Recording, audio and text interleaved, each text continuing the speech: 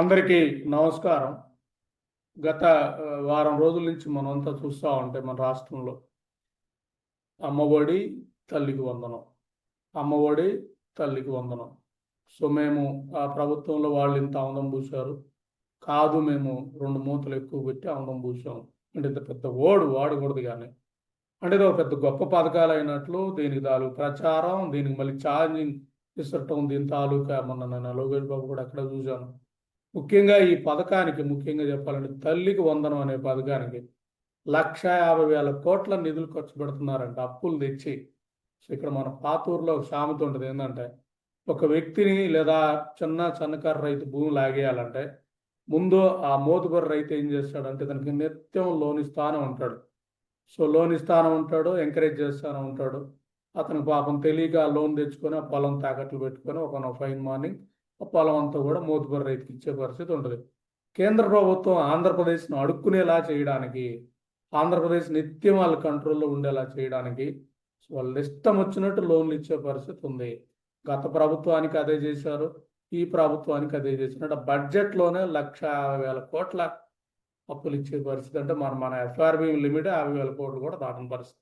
ఇక్కడ పోనీ ఇంత ఖర్చు పెట్టినా సో ఈ పథకం తాలూకు ఉపయోగం ఉందా అని అంటే మనం చూస్తే దీనికంటే ఉచిత విద్య అనుకోండి, సపోజ్ ఒక నియోజకవర్గం 175 నియోజకవర్గాలు తీసుకుంటే సో మండలానికి ఒక గవర్నమెంట్ కార్పొరేట్ స్థాయి కాలేజ్ కానీ లేదా స్కూల్ కానీ పెట్టగలిగితే మహా అయితే 100-200 కోట్లు అవుతాయి, ఇంక్లూడింగ్ ఇన్ఫ్రాస్ట్రక్చర్, ఫ్యాకల్టీ, చెప్పాలంటే లాంగ్ టర్మ్ మెయింటెనెన్స్ అన్నిటి కూడా అయ్యే పరిస్థితి ఉంటుంది.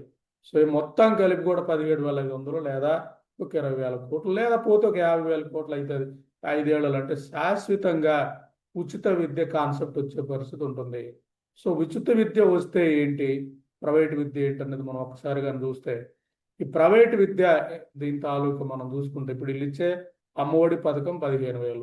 సో జనరల్గా ప్రైవేట్ స్కూల్లో 50,000 ఉన్నాయి. అంటే ప్రైవేట్ విద్య పేదోడు చదవలేడు, వాళ్ళు ఎలాగో మళ్ళీ గవర్నమెంట్ స్కూల్కి వెళ్ళాలి. సో గవర్నమెంట్ స్కూల్కి ఇప్పుడు ఏంటంటే ఈ నిధులన్నీ కూడా ఈ అమ్మఒడి పథకం, తల్లికి వందన పథకం పెట్టేసి విద్యా వ్యవస్థకి ఇంత పెట్టేసి కొతారి కమిషన్ చెప్పిన విధానం వేరు, వీళ్ళు కొతారి కమిషన్లో చెప్పిన విధానం ప్రకారం విద్యా వ్యవస్థకి ఇంత పెడుతున్నామని చెప్పేసి వీళ్ళు ఈ నిధులన్నీ కూడా తల్లికి వందన అమ్మఒడికి పెట్టేస్తే గవర్నమెంట్ యూనివర్సిటీలో నిధుల్లో, రీసెర్చ్కి నిధుల్లో, ఫెసిలిటీస్లో, స్టాఫ్లే చెప్పాలంటే గవర్నమెంట్ కాలేజెస్లో, టీఆర్ఆర్లో చెప్పాలంటే స్వీపింగ్ చేసే వాళ్ళకు కూడా మనీ లేక అక్కడున్న ఫ్యాకల్టీ, చిన్న ఖర్చులు కూడా మనీ లేకుండా అక్కడున్న ఫ్యాకల్టీ, ఇలా స్కూల్స్కి వెళ్తే ఇంకా దారుణమైన పరిస్థితి. పొక్కూరు స్కూల్ కానీ ఏ స్కూల్కి వెళ్ళినా ఏ ఫెసిలిటీ లేని పరిస్థితి. ఈ ఫెసిలిటీ లేని పరిస్థితి చూసినప్పుడు పేరెంట్స్ కూడా గవర్నమెంట్ స్కూల్స్కి పంపించిన పరిస్థితి, గవర్నమెంట్ విద్యని చంపేసిన పరిస్థితి. ఇది ఒకవైపు. అంటే క్రమంగా గవర్నమెంట్ విద్యను చంపేస్తూ రెండో వైపు కార్పొరేట్లు పెంచుతూ మొన్న అసెంబ్లీలో మా నారాయణ మా చైతన్య, మా నారాయణ మా చైతన్య ఏదో పెద్ద ఘనకారం చేసినట్టు ఎమ్మెల్యే మాట్లాడుకుంటున్న పరిస్థితి. అంటే ఇక్కడ వివక్షకి తావిస్తున్నారు, విద్యలో వివక్షకి తావిస్తున్నారు.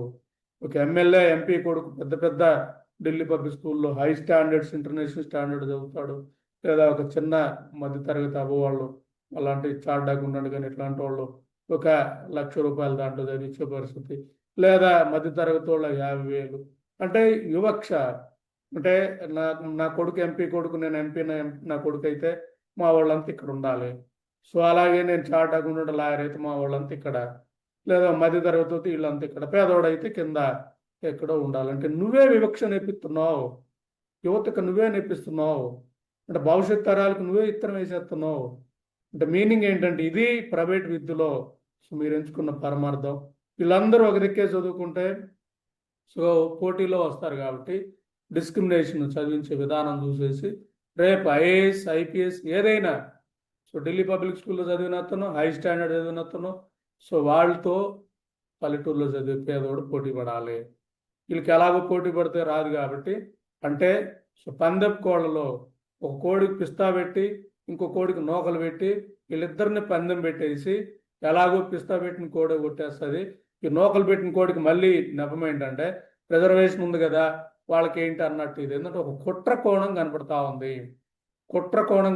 ఉంది, పేదోడు చదవకూడదు, పేదోడు చదువుకోకుండా ఇలాగే ఉండదు. ఎందుకంటే 15,000 మీరు ఇచ్చే 15,000 అలాగో సో ప్రైవేట్ స్కూల్లో చదవలేడు, public school or government school అలాగూ ఫెసిలిటీస్ ఉండవు, పెద్దగా వెళ్ళే పరిస్థితి లేదు కాబట్టి వాడు డ్రాప్ అవుట్ అవుతాడు. డ్రాప్ అవుట్ అయిన తర్వాత వాడికి ఎక్కడ చూసినా బెల్ట్ షాపులు, లిక్కర్ షాపులు అందుబాటులో ఉంచి వాడికి నిత్యం మందు దాపేసి వాడికి మళ్ళీ పార్టీ పిచ్చి ఎక్కించి మాది ఈ పార్టీ మీది ఆ పార్టీ అని పార్టీలు పిచ్చి ఎక్కించి గొడవలు పెంచి మళ్ళీ ఇవన్నీ చేసేసి విధానం 2 వర్గాల కింద క్రియేట్ చేసి బానిసలుగా చేస్తున్నారు. యువతని బానిసలుగా చేస్తున్నారు. ఈ బానిసలుగా యువతను చేయడానికి కారణం ఈ రాజకీయ వారసులకు ఊడిగం చేయాలనే. ఇక్కడ నేను అడుగుతా ఉంది ప్రభుత్వాన్ని, మీరు ఇన్ని లక్షల కోట్లు పెట్టినా మన లిటరసీ శాతం ఏమన్నా పెరిగే పరిస్థితి ఉందా? గత ప్రభుత్వం అమ్మఒడి పథకం ద్వారా అన్నంత మనీ పెట్టినా ఏమన్నా ఇంచింత లిటరసీ పెరిగిందా? ఏమన్నా విద్యా ప్రమాణాలు పెరిగాయా? అదే పథకాన్ని మీరు కాపీ కొడతామంటే, జగన్ రెడ్డి పథకాన్ని మీరు కాపీ కొట్టినప్పుడు మీరెందుకు అధికారంలోకి రావాల్సిన అవసరం ఉంది? సో ఆయన ఆమోదం పూస్తున్నాడనే కదా సో మిమ్మల్ని అధికారంలో తీసుకొచ్చిన పరిస్థితి. లేదు మేము డబల్ ఆమోదం పూస్తామని మీరు చెప్తా ఉన్నా అంటే వాళ్ళకి మీకు తేడా ఏంటి నేను అడుగుతా ఉంది. ఉచిత విద్య పెడితే మీకు వచ్చిన ఇబ్బంది ఏంటి? కేరళ ఉంది, సో కమ్యూనిస్ట్ ప్రభుత్వాలు అక్కడ ఉచిత విద్య మొత్తం చెప్పాలంటే అక్కడ విద్య గవర్నమెంట్ పరంగా ఉంది కాబట్టి ఈరోజు దేశంలోనే లిటరసీ హైలో ఉన్న స్టేట్ ఏది ఉందంటే గవర్నమెంట్ తాలూకా ఏదైనా ఉందంటే కేరళనే కనపడతా ఉంది. ఢిల్లీ చూసుకోండి, సో మొత్తం కార్పొరేట్ స్థాయిలో స్కూళ్ళు, అలాగే పంజాబ్ చూసుకోండి కార్పొరేట్ స్థాయిలో స్కూల్ ఉన్నప్పుడు పేదోడు కొడుకు, ఉన్నోడు కొడుకు, మధ్యతరగతోడు కొడుకు అందరు కలిపి చదువుకునే పరిస్థితి వస్తుంది. అందరు కలిపి చదువుకొని మామ అన్న అన్న భాషతో ఉండేస్తే సంఘటితం అవుతారు. వాళ్ళందరూ కూడా కలిసి బతికే తత్వం వస్తుంది, కులతత్వం పోతుంది. అభివృద్ధిలో పోటీ పడాలి వాళ్ళందరూ, కులతత్వంలా కాదు, అభివృద్ధిలో పోటీ పడాలి. అభివృద్ధిలో పోటీ పడే పరిస్థితి వస్తే ఆలోచించే శక్తి పెరుగుతుంది, ప్రశ్నించే శక్తి వస్తుంది. ఈ వారసులకి ముప్పు వస్తుంది, ఈ వారసులకి రాజకీయ మనుగడ ఉండదన్న దుర్మార్గం కుట్రతో 2 పార్టీలు వెళ్తాం. మళ్ళీ దీనికి వీళ్ళకి సంబంధించిన మేధావులు, వీళ్ళకి సంబంధించిన మీడియాలు, వీళ్ళకి సంబంధించిన వాళ్ళందరూ కూడా దీన్ని ప్రచారం చేసుకోవటం, ఊదరగొట్టడం, మళ్ళీ అదొక రాష్ట్ర ప్రభుత్వానికి డబ్బులు బొక్క తప్ప ఏమీ లేదని చెప్పి ఇంత పెద్ద పదం వాడటానికి రీజన్ మీరు వెళ్తున్న అరాచక విధానాలే, అరాచక ఆర్థిక విధానాలే.